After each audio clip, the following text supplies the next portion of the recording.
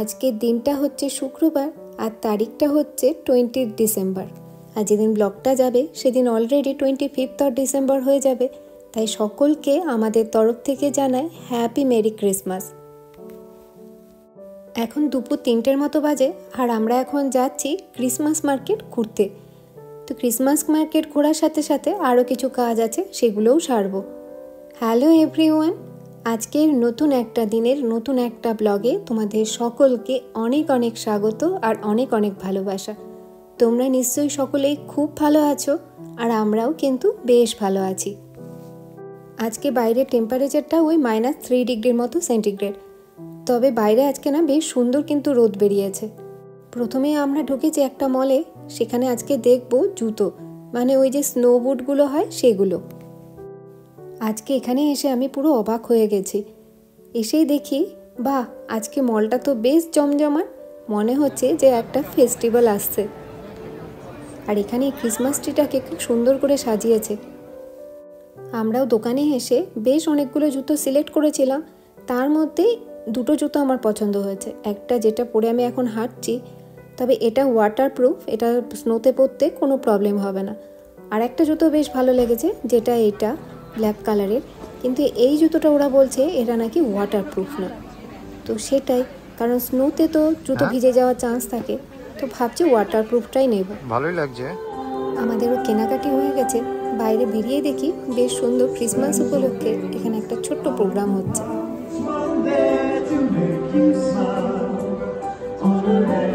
আমরাও এখন মল থেকে বেরিয়ে গেছি, বেশ খানিকক্ষণ টাইম ওখানে কাটালাম।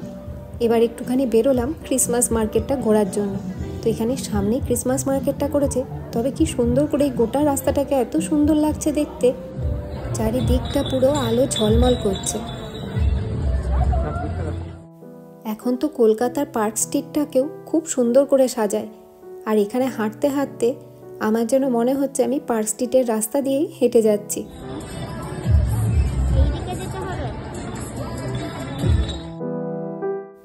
সামনেই একজন মেরি ক্রিসমাস, মানে ওই উইশ ইউ মেরি ক্রিসমাসের যে গানটা আছে সেটা একজন বাজাচ্ছে।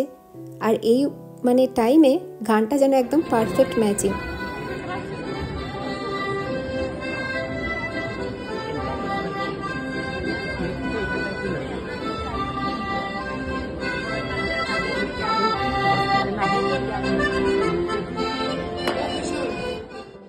আর এই জায়গাগুলো কিন্তু এখানকার হচ্ছে সিটি সেন্টার। আমরা ক্রিসমাস মার্কেটের ঠিক অপোজিটে দাঁড়িয়ে আছি। আলো ঝলমলে যে জায়গাটা দেখা যাচ্ছে না, সেই জায়গাটাতে ক্রিসমাস মার্কেটটা বসেছে। তো এই বছর আমাদের প্রথম এখানে আসা। তো চলো তোমরাও আমার সাথে একটুখানি দেখবে এখানকার ক্রিসমাস মার্কেটটা কেমন হয়। এখন যেহেতু রাত্রিবেলা হয়ে গেছে, টেম্পারেচারটা না আরও কমে গেছে। তবে এখানকার লোকজনদের অনেককেই দেখি টুপি ছাড়া ঘুরতে।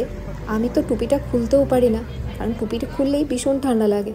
তবে এখানে অনেককে দেখি যে টুপি ছাড়া কিভাবে ঘুরছে জানি না বাবা। আমাদের একটু মনে হয় ঠান্ডাটা বেশিই লাগে, কারণ আমরা তো এত শীতের দেশের লোক না। আর এরা এখানে থাকতে থাকতে এরা অভ্যস্ত হয়ে গেছে। আর এই সব দোকানগুলোতে বিভিন্ন রকমের সুন্দর সুন্দর ঘর সাজানোর জিনিস পাওয়া যাচ্ছে। প্রত্যেকটা জিনিস ভীষণ সুন্দর, কিন্তু প্রাইসটাও কিন্তু বেশ হাই। হ্যাঁ, ওখানে গরম গরম কি কাপে করে খায়।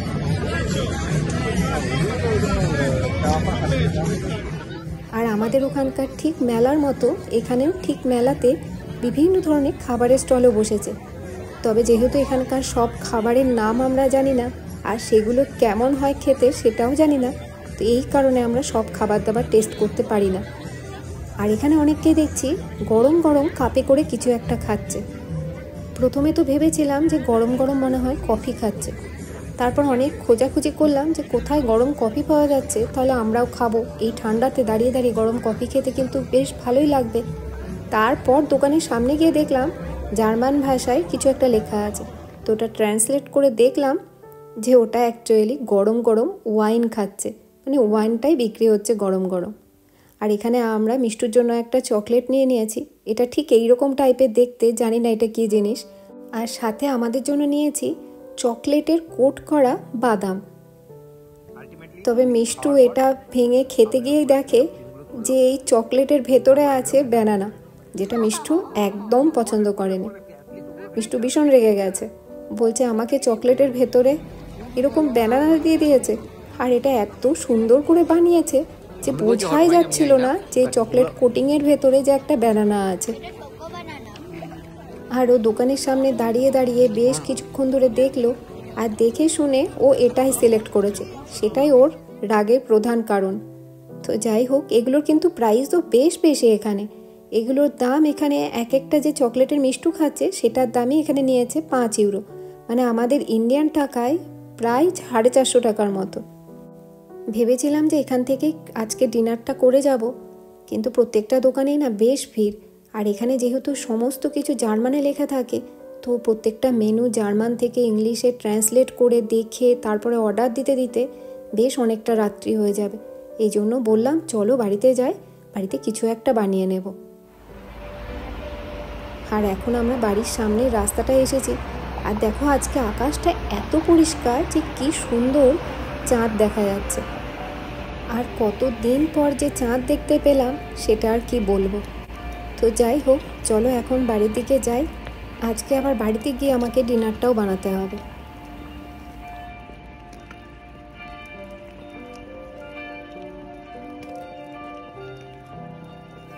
বাড়িতে এসে চাটা খেয়ে বেশ কিছুক্ষণ রেস্ট নিয়ে এখন এসেছি রান্নাঘরে। আজকে ডিনারটা একটুখানি বানিয়ে নিই। বেশ কিছুদিন আগে মানে মঙ্গলবার দিন কেনা মুগ ডাল ভিজিয়ে রেখেছিলাম। আমি একদম ভুলে গেছিলাম যে মুগ ডাল ভেজানো আছে। তো ফ্রিজ থেকে বের করে ভাবলাম আজকে রাত্রিবেলায় মুগ ডালের তড়কাটা বানিয়ে নিই। তো আজকে রাত্রিবেলা ডিনারে মুগ ডালের তড়কা আর তার সাথে গরম গরম রুটি ভেজে নেব।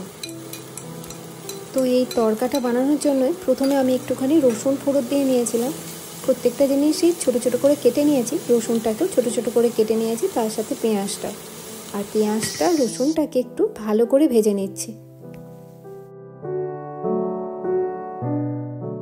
পেঁয়াজটা যখন একটু বাদামি কালারের হয়ে যাবে তখন এর মধ্যে দিয়ে দিচ্ছি টমেটো কুচিটা। এবার টমেটো কুচিটা দিয়ে এটাকে ভালো করে একটুখানি ভেজে নেব। আর ভালো করে যখন মানে টমেটোটাকে পুরোপুরি ভাজবো না, যখন জল জলেই থাকবো তার মধ্যে যে বেসিক মশলাগুলো থাকে সেটাই দিয়ে দেব, যেমন জিরে গুঁড়ো, ধনে গুঁড়ো, হলুদ গুঁড়ো, নুন, আর তার সাথে দিয়ে দেব লঙ্কা গুঁড়ো। এবার প্রত্যেকটা কিছুকে ভালো করে এটার সাথে কষিয়ে নেব।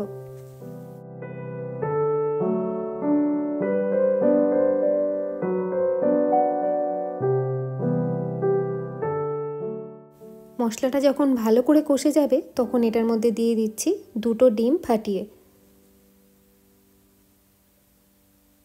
এবার এই 2টো ডিমকেও কিন্তু ভালো করে মশলাটার সাথে ভালো করে কষিয়ে নেব।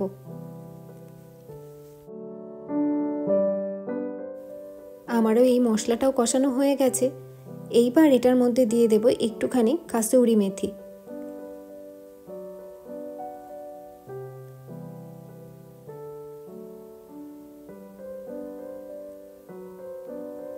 এই কাসুরি মেথি দিয়ে কিন্তু এইটাকে যখন নাড়বো তখন একটা সুন্দর একটা কিন্তু গন্ধ বেরোয়। এরপর এই সিদ্ধ করা যে মুগ ডালটা না আমি এসেই আগে সিদ্ধ করে নিয়েছি। যখন চা খেতে বসেছিলাম তখন ভাবলাম চা খেতে খেতেই মুগ ডালটা আগে সিদ্ধ করে নিই, তাহলে ঝটপট হয়ে যায়। আর এটা করতে কিন্তু বেশি টাইম লাগে না। এবার এটার মধ্যে আমি একটুখানি জল দিলাম। এটার মধ্যে না জল দিলেও হতো, আমি ভাবলাম যে বেশি ঘন হয়ে যাবে, একটু পাতলা পাতলা করি। খুব পাতলা না, মানে একটুখানি পাতলা পাতলা। আর আমি একটা বাটির মধ্যে কিছুটা শুকনো লঙ্কা আর কাসুরি মেথি আর সর্ষের তেল দিয়ে একটা ফোড়ন দিয়ে নিয়েছিলাম, সেটাই দিয়ে দিলাম এটার ভেতরে। আর তার সাথে দিয়ে দিলাম গরম মশলা, আর সবার লাস্টে দিয়ে দিলাম এটার ওপরে একটুখানি ধনেপাতা। এবার তাহলে একটু গরম গরম রুটি করে আমরা আমাদের ডিনারটাকে সেরে নিই। চলো তাহলে ব্লগটা আজকে এখানেই শেষ করি। আর ব্লগটা যদি তোমাদের ভালো লাগে তাহলে অবশ্যই একটা লাইক আর একটা কমেন্ট করে দিও। আর যারা আমাকে নতুন দেখছো তারা চ্যানেলটাকে সাবস্ক্রাইব করে আমার পাশে থেকো। দেখা হবে নতুন একটা ব্লগে। ততক্ষণের জন্য বাই বাই।